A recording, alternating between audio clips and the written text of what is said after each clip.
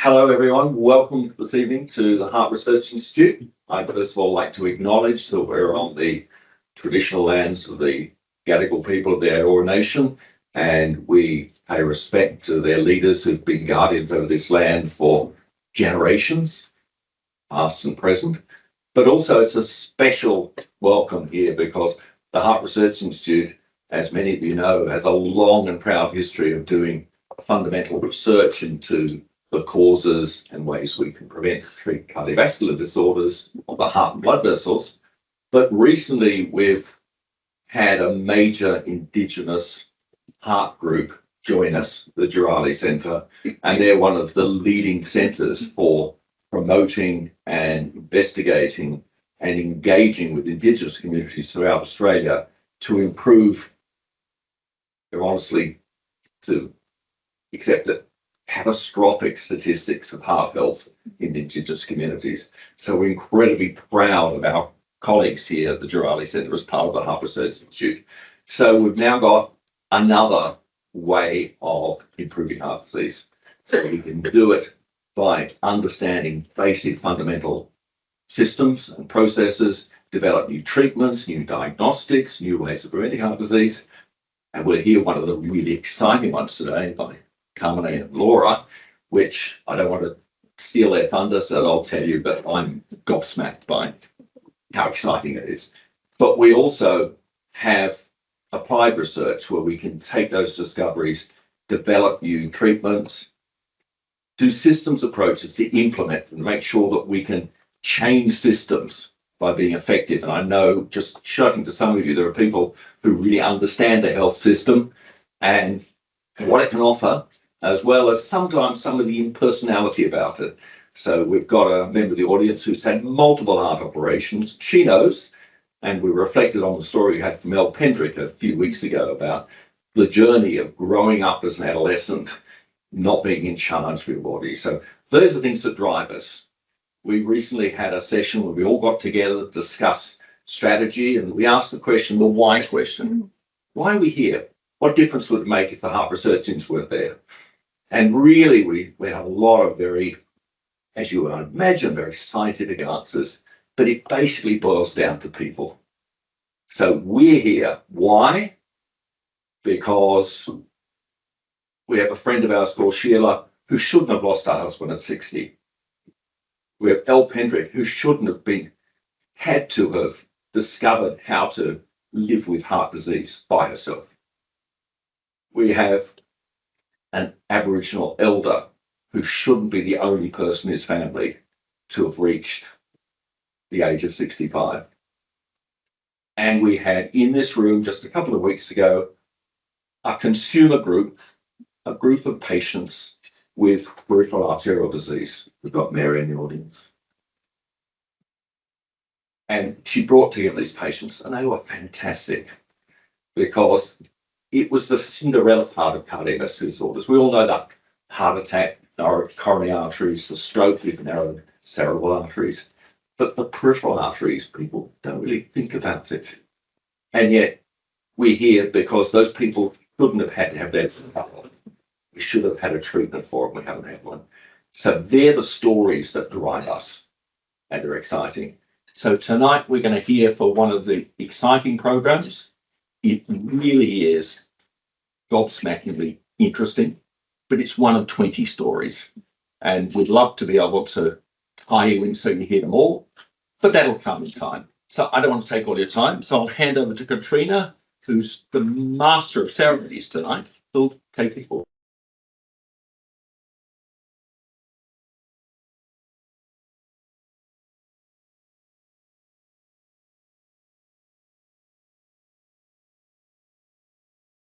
And thank you for joining us tonight for the launch of our new research seminar series, Heart to Heart. We're so pleased that you could all make time in your schedules to join us tonight. So a big thank you to those of you who are here with us tonight in our Newtown office, labs, and to those of you who have joined us online. We know that there are many of you online, and we thank you for making the time. Our intention in launching Heart to Heart is to provide a regular opportunity for you all to connect with our wonderful research team, many of whom are in the audience tonight and up here with me, so that you can keep up to date with what we're doing at HRI. And so you have the opportunity to learn more about the cutting edge research and the progress that the research team is making in tackling Australia's leading cause of death, cardiovascular disease.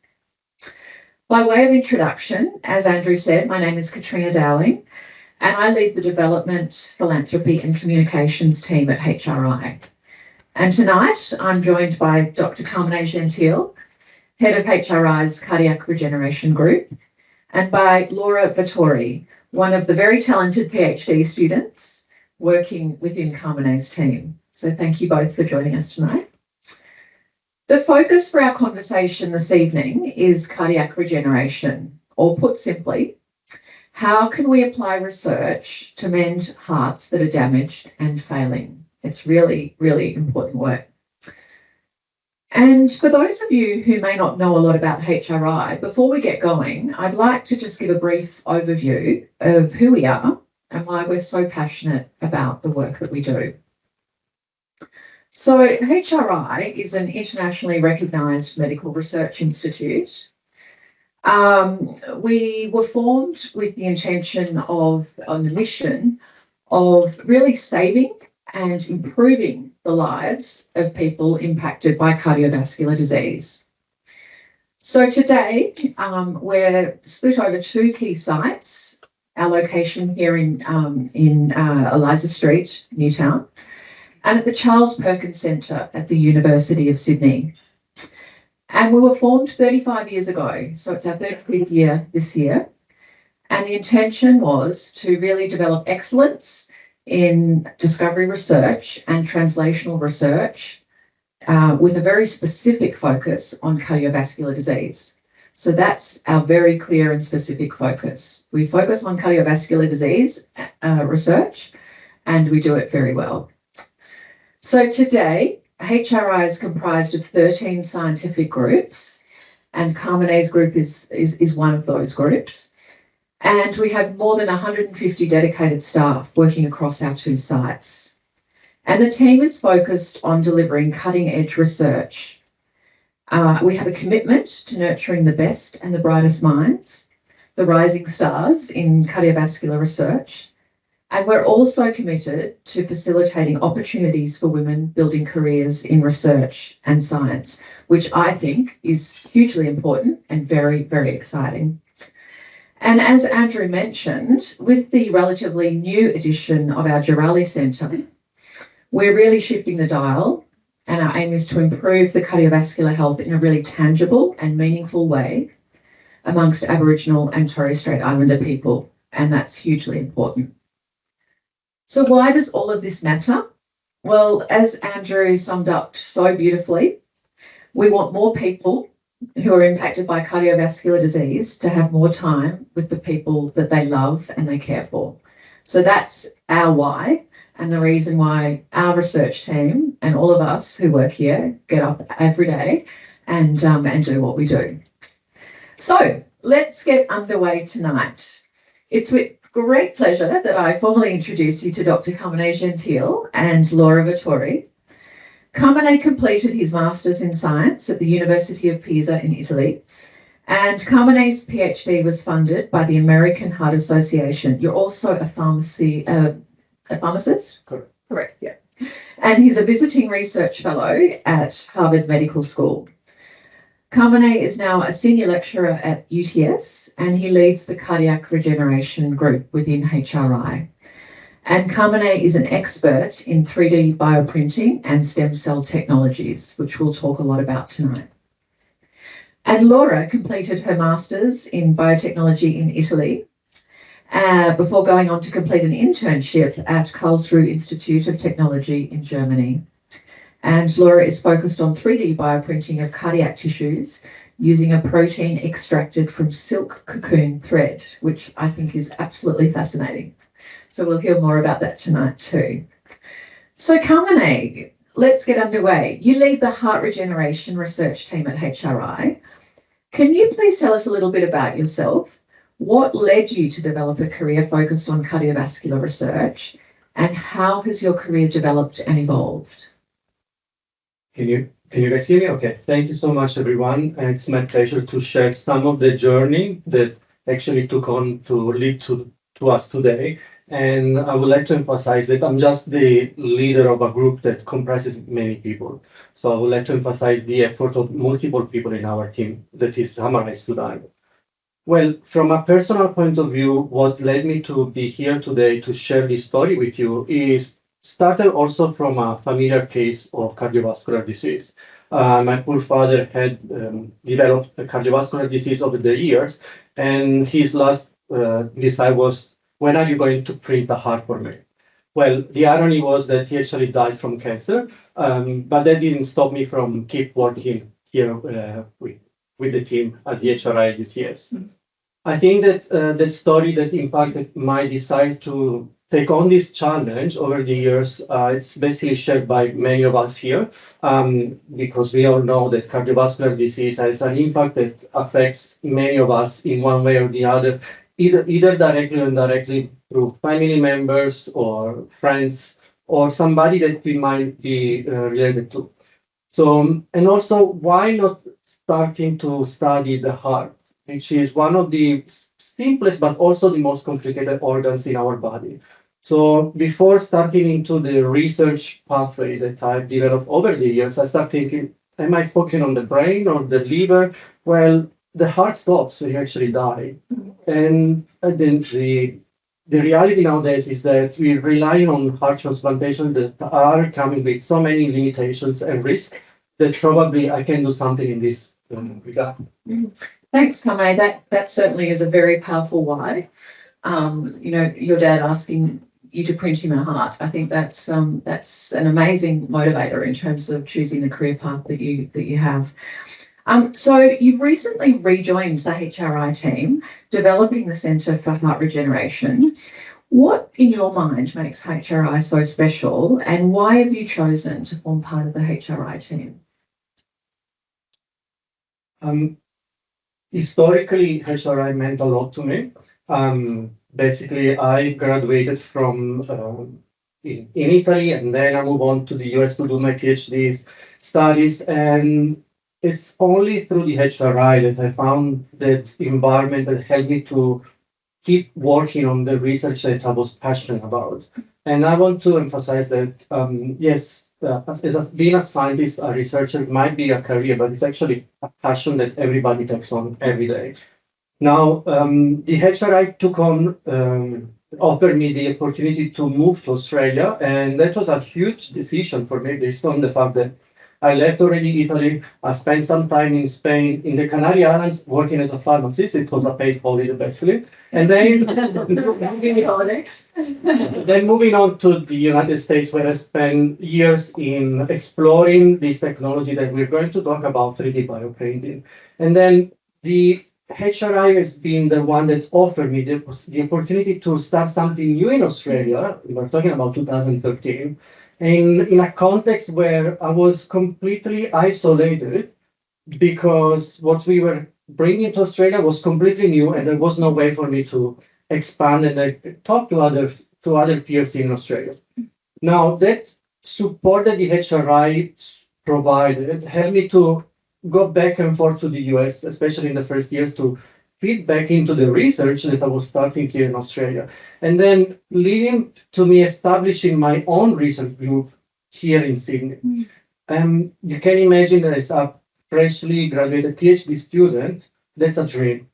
To be able to establish your own group, coming with all the challenges, but also the support and the environment that was provided while I was here in Sydney. Yeah, that's fantastic. So I think that focus on, really supporting novel research is really powerful. So that's great. So can you tell us a little bit about the work of your team? What is heart regeneration, and why is this work so important in the context of cardiovascular disease? I would like to define heart regeneration as basically what is not occurring in all of us as adults. So basically, the heart in an adult is not able to repair itself in a way that following an injury, could be an infarct or the wrong dosage of a drug or a virus exposure and so on, the damage on the heart is not able to be replaced by functional tissue. What it means is that the function of the heart that is basically pumping blood in our body is lost forever. Now, my research team focuses on what we call heart failure. And specifically, we look at how heart failure is developed following a damage in the heart that is occurring following a heart attack. Now, in this case, I would like to share some statistics. And basically, by the end of today, basically, there is going to be, on average, a new heart failure patient in Australia. And that's because if we look at the numbers, every 10 minutes there is a new heart attack in Australia. And 1 out of 4 of these patients is not lucky enough to receive the proper treatment for one reason or the other, leading to a failing heart that is not reversible. Now, our research is trying to look at alternatives for these heart failure patients by looking at new approaches that include a combination of stem cells, biomaterials, and 3D bioprinters that are basically machines that we use in the lab in combination with the technology that we've developed over the years. I don't want to spoil it the next steps, but this is the reason and what we are looking at basically in our team at the moment. Amazing. That's great. And Laura, tell us a little bit about you and why you've chosen to work as part of Carmine's team. So actually, thanks for inviting me to this event first. And it's a pleasure for me to talk about my journey. And I first started joining Carmine's team as a visiting researcher in the 2019. And during that year, then I decided to apply for the PhD under his supervision at UTS. And during the first year I was here in Australia, I got passionate on 3D bioprinting. So that's the reason why I came here, because I wanted to learn more about the 3D bioprinting approach. And here with Carmine, I applied my knowledge and skills on 3D bioprinting on the cardiac tissue. So, and during my project, I start 3D bioprinting cardiac tissues using material and combining 2 materials that we were already using in the lab. And I combined with a natural protein extracted from silkworm threads. And as I said, this natural protein that I was already using during my bachelor internship for my thesis, but that was applied to another tissue, but it was not 3D bioprinted. So I combined my previous knowledge on this protein and I applied on the cardiac tissue. And so that's fantastic. Thanks, Laura. Wow, what a powerful combination you make. Can I just say that what she's summarizing in 10 seconds, it's over 4 years. 4 years. So Carmine, going back to statistics that you touched on before. So we know that approximately 10,000 Australians are diagnosed with heart failure every year. Tell us what it's like for somebody to live with heart failure, why it's such an imposition on somebody's life, and what promise your work holds for these people. Probably Andrew would be better in addressing this question, but I had the unique pleasure of meeting patients over the years that have been impacted by heart failure.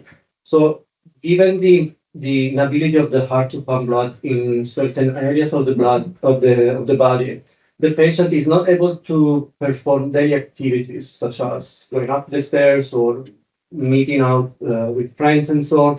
And that over time, as I said, it's impacting more and more the life of the patient in a way that this disease is called progressive, in a way that is decreasing the capacity of the heart of pumping blood in different organs. So unfortunately, the end stage of these patients is a very sad environment where the patient is not able to recover.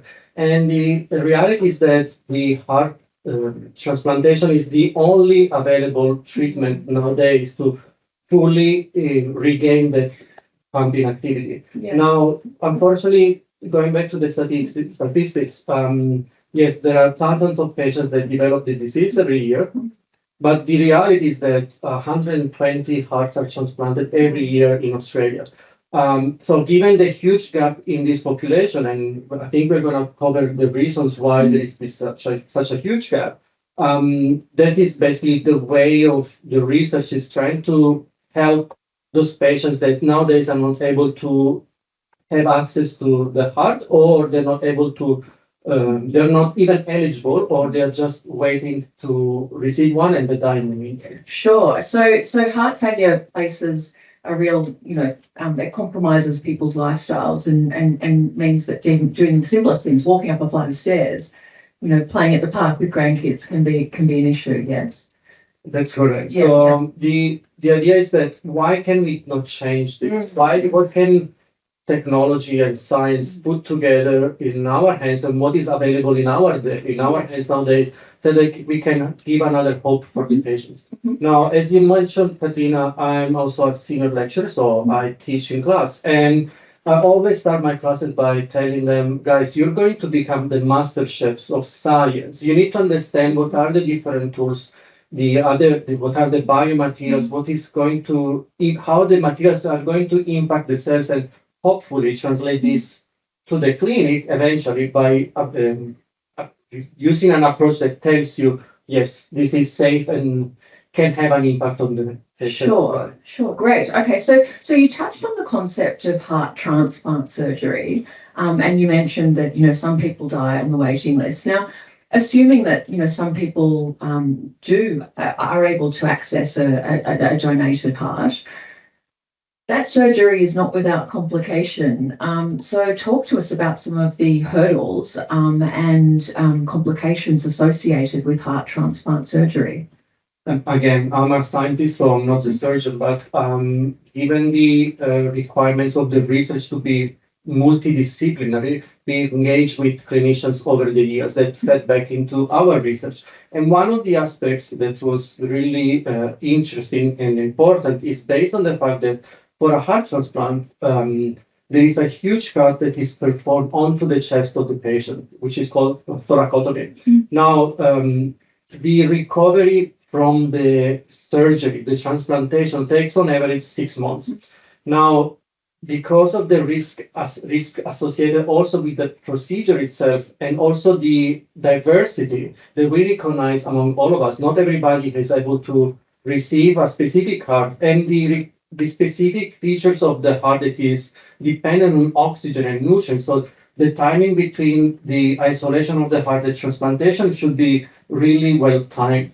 So given all these limitations together, there is literally limited success in the transplantation. And at the same time, there are risks associated with the following the transplantation, given the fact that we are donating an organ from a patient from a donor to a patient that is not be able to accept the new heart unless he's going to receive medications to prevent the rejection. So the risk of rejection is a real consideration. And so how does your work and what you're doing with bioprinting and the use of stem cells help us to get around that risk of rejection? Nowadays we are able to basically take cells from the blood of the patient. Yes. And with these blood cells, we can make the stem cells, and then from the stem cells make the heart cells. Now, as simple as it sounds, this type of technology was not available if you're talking about 20 years ago. It's a more recent technology in the stem cell world. And we are actually lucky enough nowadays to be able to access this approach so that we can create what we call personalized cardiac cells from stem cells. Now, creating the stem cells is not the stem cells and the heart cells is not the end of the story, because there are limitations with the use of these cells. Why? I always like to compare cells and stem cells to individuals. So during the development of these cells, they maintain their more of a naive phenotype. They are not fully adult cells. So they are not able to understand what their real function is. And what we do with bioengineering approaches, including 3D bioprinting, is basically training the cell so that before they're transplanted back into the body of the patient, they're able to understand how they need to behave, basically how they need to engraft and contract. And why is that important? Well, first of all, if they don't engraft properly, they may die.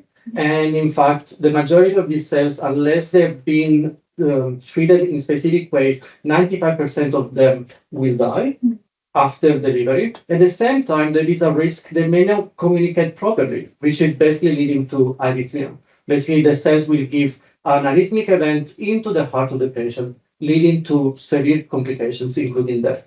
So the approach that we have developed look at how do we prevent also these type of complications, even if we are able to use patient-derived stem cells, so that we don't even need to use immunosuppression. Okay, that's very exciting. So in terms of the bioprinting that you're undertaking with, the stem cells that are being harnessed, you're producing mini patches, is that correct? So as I mentioned, it all starts with taking the blood from the patients, making the stem cells, and then the heart cells. Mm-hmm. And before transplanting them, we've developed this technology that looks at creating miniature version of the heart. So we create Lego, we use a Lego approach. So we call them as mini hearts. And these mini hearts contain features that are typical of the full heart. Basically, they're able to contract like the human heart. And they also present blood vessels that help the muscle cells to contract properly and to live properly. In absence of proper blood vessels, these cells would contract in a different way, inducing arrhythmia. At the same time, they will not survive. Now, the mini hearts are basically smaller than 1 millimeter. And one of the first questions in our team was, how do we transplant them back into the patient? Now, in one of the first approaches, we tried to just inject them, but we saw that there was not consistency in the approach. And also, we are not the ones that are going to be doing this in the clinic.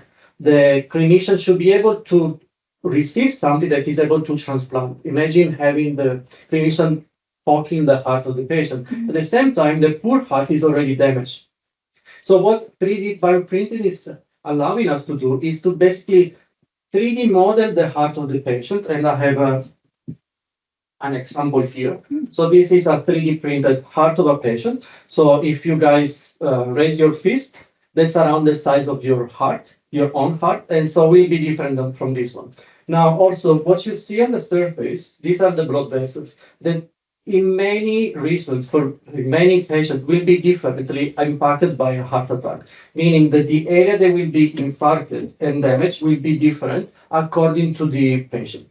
Now, with 3D bioprinting, we are able to take scans from the hospital, and we do this in collaboration with other clinicians, where we can 3D model the heart of the patient. And with this, we can 3D model also the area that needs to be treated, basically the damaged area.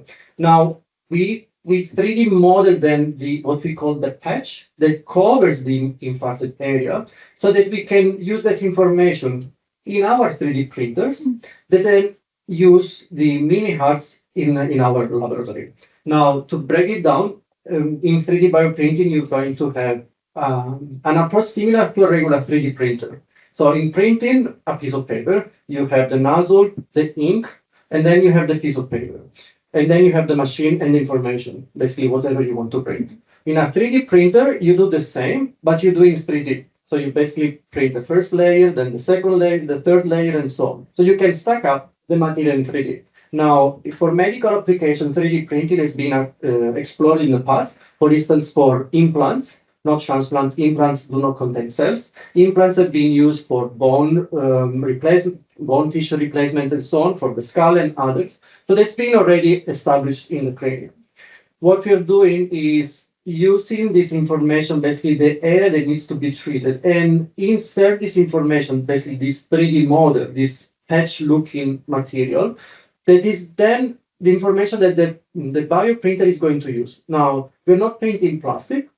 And one of the first comments that I've received when I started working on this project many years ago was, okay, you're printing something that is not living, a plastic tissue. I said, no, this is the nozzle of the printer in this case is loaded with these mini hearts. And now the mini hearts are trained in our laboratory to do exactly what they're supposed to do, to create multiple areas of the heart.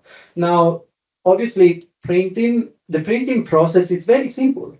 So if you have the chance to join the laboratory, you might see that printing might take a few minutes. It's all the research that is done around it that it takes a long time. Yeah, absolutely. And that's incredible. So thank you for that that explanation. It really breaks it down, very, very, very simply. So thank you. A question around the timeline. It sounds as though, you've just developed this overnight, but I understand that it's taken many years to pioneer this approach. How long has it taken you? And what are the next steps that need to be undertaken to ensure that this can be taken into the clinical setting?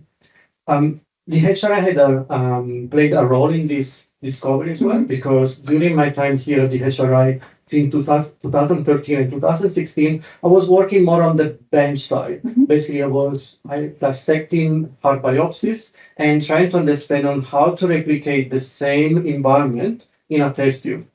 Then the next step was to bring on into a clinical setup, and that was during my time at the Royal North Shore Hospital in the cardiology department, where I was supported by the clinical team that also fed into the translation of the technology. And then more recently at UTS and nowadays at the HRI, we have access to all the machinery, all the tools, and all the fantastic team that comprises the cardiovascular regeneration team that basically fits back into the different aspects. Now, as I said, printing is one of the aspects, but we're looking at modeling, the stem cells, the biomaterial that need to be used with the stem cells. So everybody covers a specific role that in summary took over 17 years of research in the making. It's a long time, yeah. So a long time, a lot of, focus and refinement as you've gone along the path, I imagine.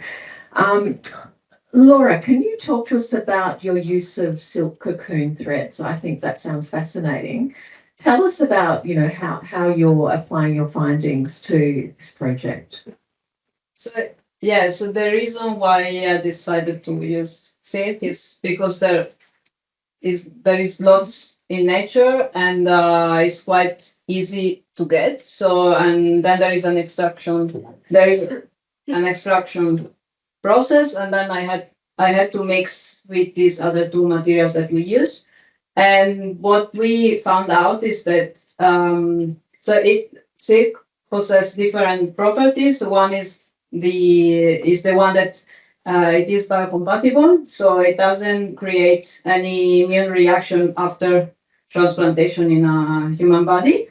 And the other one is that improves the mechanical properties of the material, which is something very important when we study the application of 3D bioprinting, this material combined with cells, in terms of mimicking the three-dimensional environment of the human heart.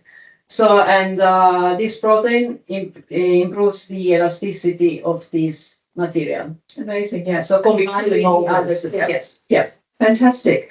So, beyond producing the patches to repair damaged heart muscle and the production of mini hearts to repair a damaged heart, I understand that 3D bioprinting might also be useful for producing mini hearts that can be used to test the impact of certain drug treatments, including cancer treatments. Tell us a little bit about that and the potential it holds. So obviously, the cardiac regeneration field is a long-term goal, and we are aware it's a long journey based on the fact that we need to cover all the different steps in order to access the clinical trials and to make it available to everyone, not just people in Australia or overseas. Basically, we're trying to promote this to apply to the different population. Now, what else can we do? So one of the major aspects of our research was to basically, can we use this miniature version of the heart in a test tube to test different drugs? And one of the drugs that we look at exploring was not just to look at repairing the heart, but also there is a lot of drugs that nowadays are used in the clinic that unfortunately have as a side effect an impact on the heart.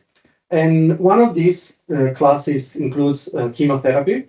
And in specific, we look at one drug that is called the red devil. Now, the drug is actually colored red and it sticks around in our body for a long time, actually years. And that leads to the fact that in kids and breast cancer women that have been treated with for the cancer with the red devil drug, they're actually dying 17 years after the treatment because of heart failure. So this is a type of heart failure different from the one that is developed following a heart attack. Now, why is that happening? It is because the drug is very strong in killing the cancer, but it has different mechanism. Basically, it can impact the body of the patient in different ways. So what we did was basically trying to understand and using the Lego approach to have access to a more clinically relevant tool that better predicted the effects of the drug in the body of the patient, but not by giving the drug to the body of to the patient, but by testing it in a mini heart. Now, the research taking over the years showed that basically nowadays we are able to understand how this happens in the mini hearts, and we found out that the dosage that the red devil is given to the patients is actually having a same impact in the mini hearts, but instead of waiting 17 years because it's a miniature version, we can see that within 1 day, and it's completely different from the response that we observe by other testing tools that are currently used for preclinical studies. So that helped us also to develop other potential therapies. So Clara, that is not here today, she looked at how another molecule, based on the literature review that she's done, was able to potentially prevent the damage to the heart. So what we've done, we took the mini hearts and we treated with the red devil. And then we also tested whether the drug, this molecule that Clara identified, was able to prevent this toxicity given by the drug. And so we're very happy to share that we have hopefully results that we can publish soon. And there is potentially hope also for patients that might be impacted by chemotherapy because the drug is not impacted. That's incredible. So did I hear you correctly? Did you say that we can use these mini hearts and find out those results in 1 day as distinct from waiting for 17 years post-chemotherapy to see the impact? That's correct. So that's amazing. And the research was not just focused on the research done in the laboratory, but it was done together with a pharmaceutical partner that was asking us to basically, can you develop something that we could use in our lab so that we can test chemotherapy-induced toxicity so that we can potentially prevent the toxicity in a patient.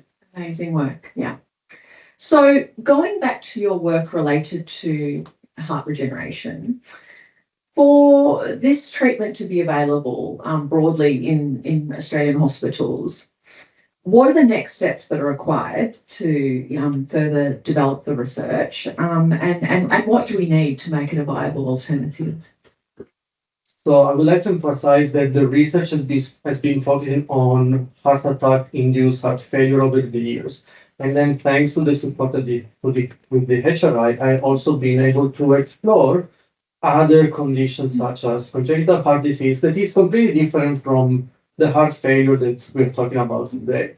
Now, why can we not treat all the patients nowadays? Well, there are different scenarios, but the flexibility of the research that we have developed, and thanks to the support of the team on the stem cell work and the elasticity that has been improved by the work by Laura, as well as the longevity of the treatment, Laura's work also showed that the patch is not only more elastic, basically it's providing more support to the heart, but is also providing a more durable approach so that it prevents the decay over time.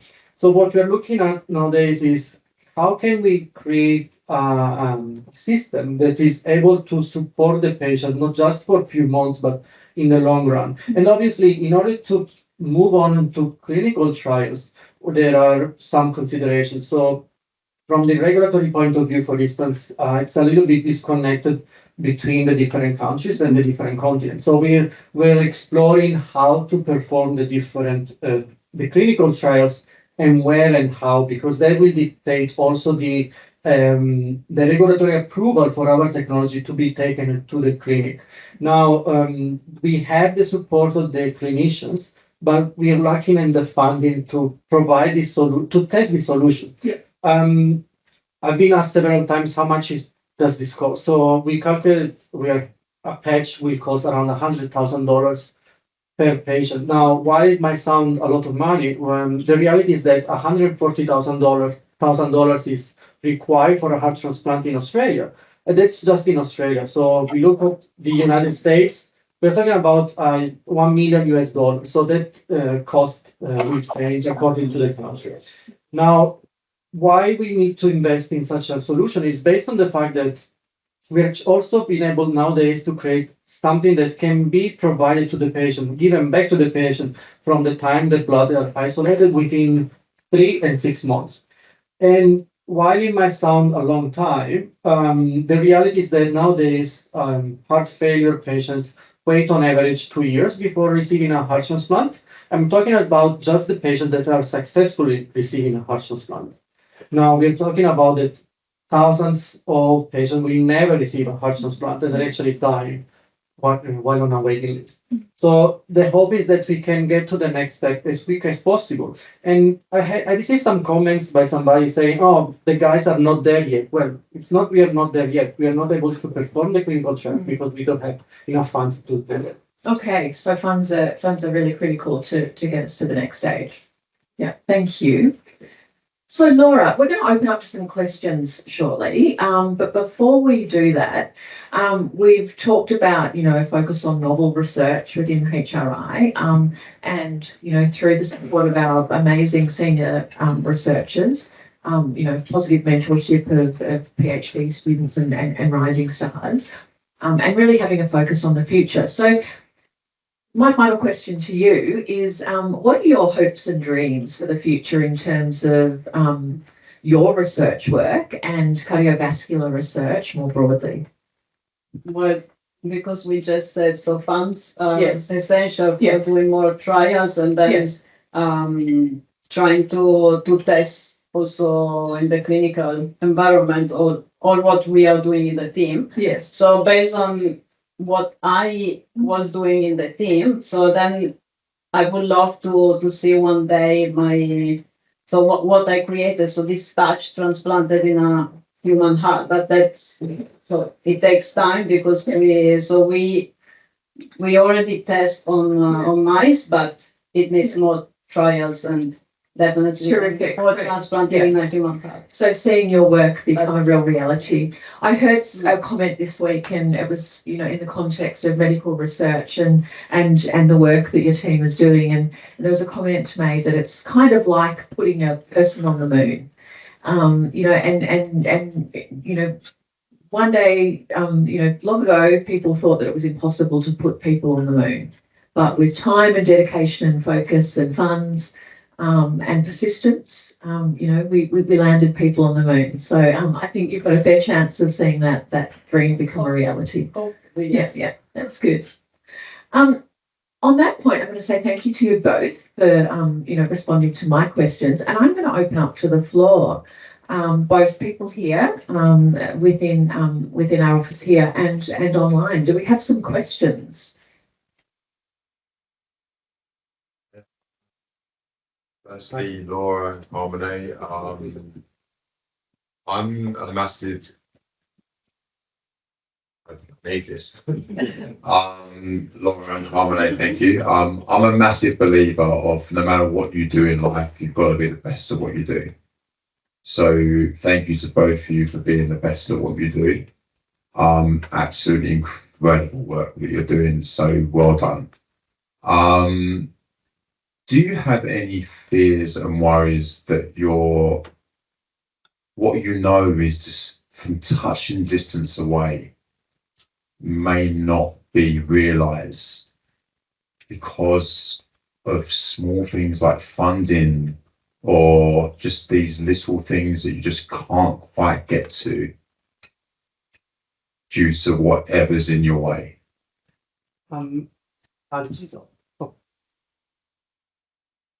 That's not really.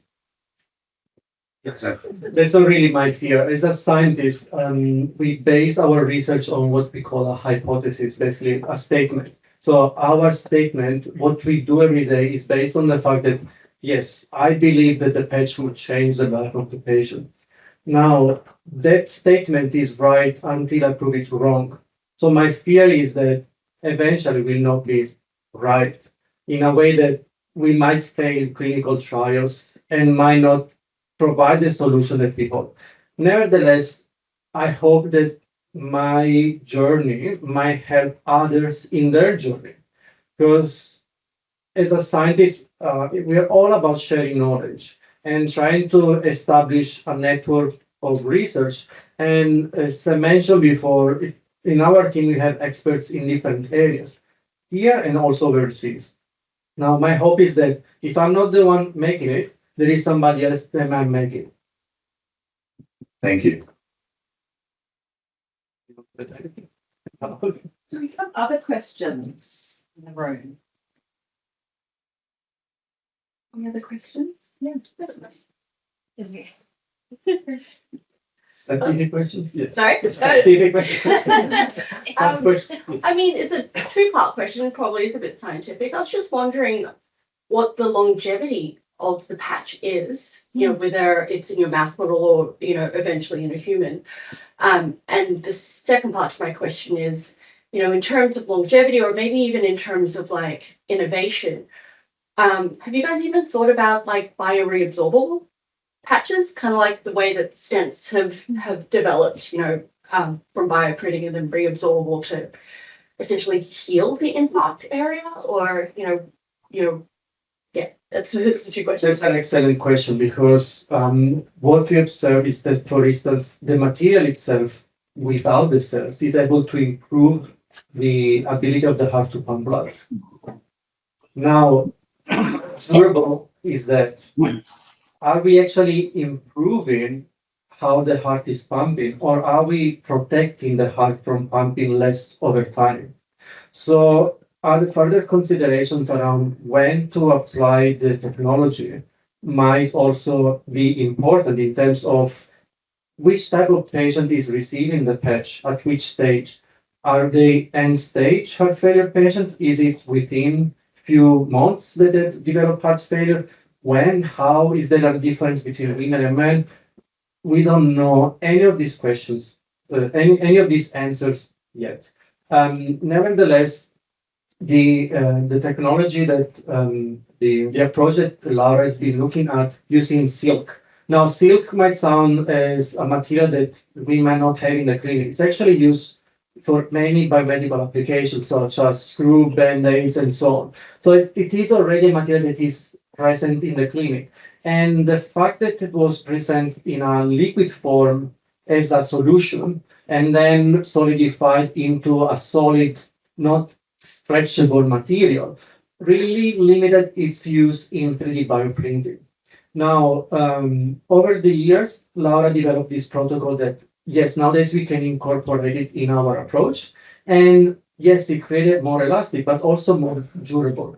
And now to address your question, for how long? Well, we don't know yet. And so because of the novelty of the approach, we're actually developing an assay to study for how long this can be used. So, and then there are considerations, which type of test? So we had to study by how much the heart stretches. in which direction, and so on. So there is further research that I'm not able to share with you guys nowadays because it's something that we're working nowadays. I cannot disclose. Sounds like a lot more PhD student. Yeah. Another question, yeah. No, my question follows on from that, and it is a scientific question. So the hearts are damaged because there is a blockage of blood flow. Do you think with your patches, are you thinking of to stimulate angiogenesis, so formation of blood vessels, or do you think that will happen naturally once you actually repair the damage? Thank you for your question. So, in our approach, we already promote angiogenesis and vasculogenesis in our treatment.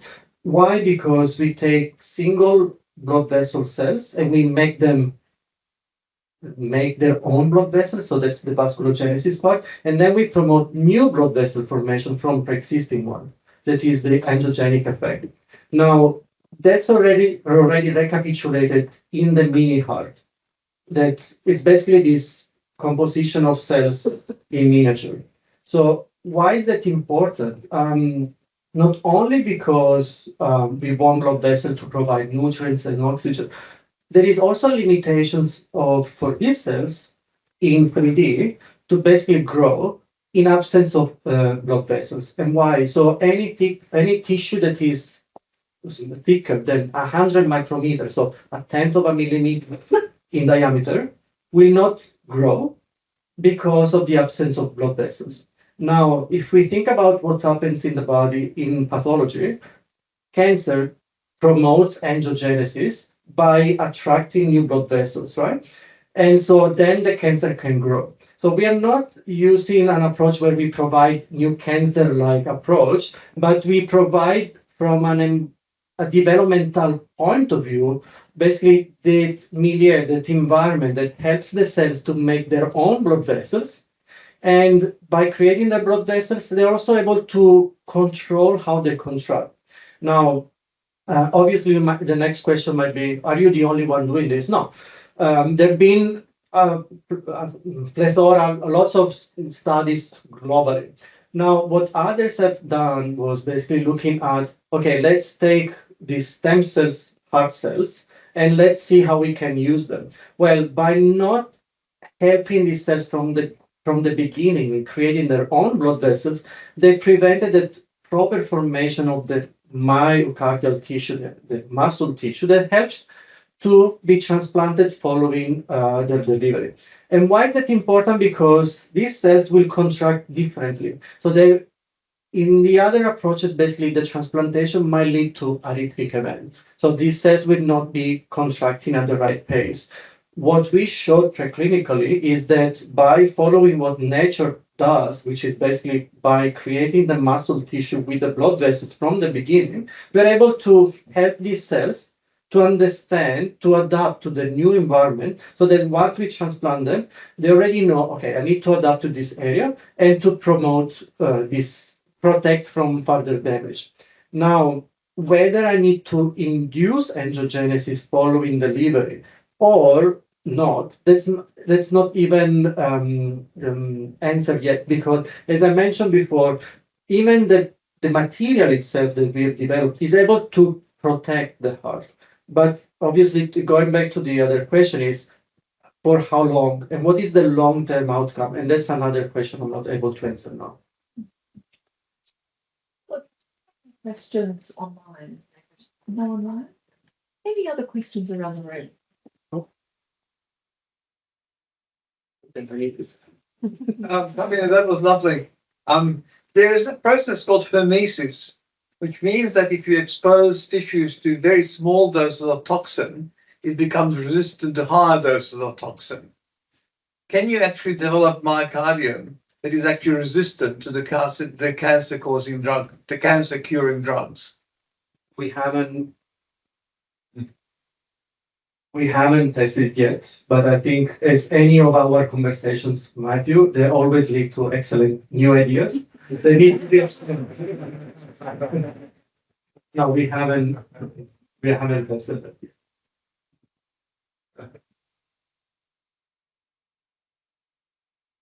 I know this research sounds like it's an absolute game changer. And from a patient perspective, if everything was in line, if you had money, if you had regulatory approval, if you had everything in line, how long would it take in your best world to get from research to clinical application where a patient's going to get a benefit for this?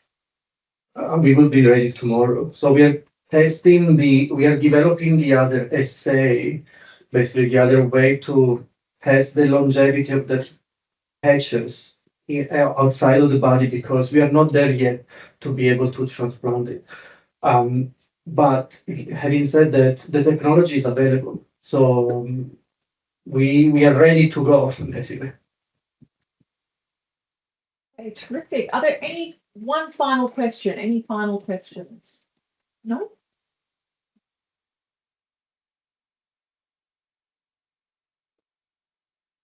I just wanted to finish up by saying thank you again to both Carmine and Laura for that really insightful conversation tonight. We really appreciate you making the time to share your insights and learnings that you've developed over the many years that you've been focused on developing this wonderful research. And I'd like to say a big thank you to everyone for joining tonight, both in the room and online. And we hope that you will join for future sessions that we'll be hosting. We plan to hold these sessions every 2 months. And our next session will focus on the incredible work of Associate Professor Mary Kaverma and team. Mary's in the room with us tonight. And Mary leads the Centre for Peripheral Artery Disease. Incredible work that Mary's doing, and I really look forward to hosting that session with Mary. And we hope that you all will tune in for that. So stay tuned for dates and further details. In the meantime, if you have heard something that's inspired you tonight, if you've learned something and you're thinking, how can I get involved? And how can I support the wonderful team and work that's in progress at HRI? My answer to that is that there's many ways for you to do that. A simple way to do that is to tell your family and friends. Tell people about HRI and what we're doing, and encourage other people to tune in and get involved in our work. We'd also love it if you could follow us on social media. We regularly share updates on our work and topical information on social media. So whatever your chosen platform is, whether it's LinkedIn or Facebook or Instagram or Twitter X, please feel free to jump on board and follow. We'd love for you to be part of our conversation. Another critical way that you can help us, and as Carmine and Laura have touched on, is funding. We are absolutely reliant upon philanthropic funding to deliver our work at HRI. You might have noted on an earlier slide that I put up on screen that 75% of our funding is derived through philanthropic sources. So we would love to talk to you about how you can get involved in providing philanthropic funding. We have our tax appeal in progress at the moment, so it's a wonderful time of year to get online and get behind the work of our team and give to the tax appeal. But beyond that, we'd love to talk to you about, major gifts and community fundraising, strategic partnerships, gifts and wills. There's lots of ways to get behind us in terms of philanthropic support. I have my details up there on the screen. I have the details of my team who are also in the room here tonight, Elizabeth Dorozak, Andrea Nathalie. We would love to talk to you if you would like to make the time to talk about philanthropic giving. So on that note, I'd like to thank you once again for joining us tonight. Thank you for your time. Thank you for your genuine interest in our work, and thank you for the wonderful questions around the room. It's really wonderful to see you. That was really quite a thought-provoking conversation. So thank you for those questions. We've enjoyed having your company, and we hope that you enjoy the rest of the evening. Thanks again.